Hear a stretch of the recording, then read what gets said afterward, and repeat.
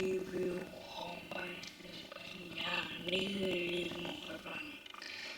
ขับมาของคนเก่าอยู่แล้วนะ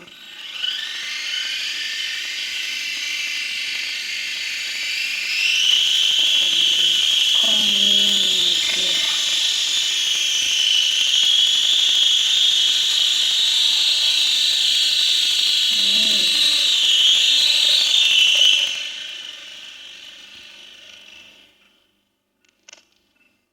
ช่วงต่อไปผมให้พี่มาจับกล้องเพื่ออะไรนะครับเพราะช่วงนี้ผมไม่ค่อย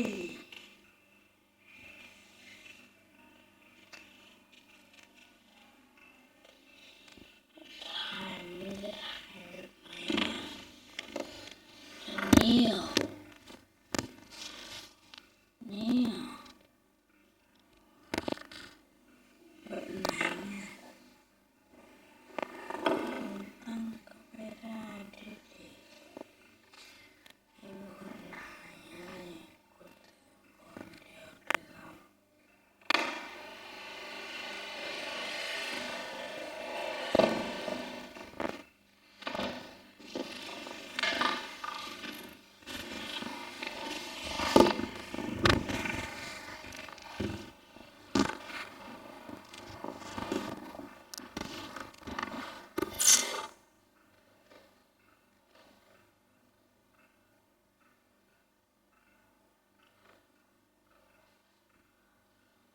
โอเค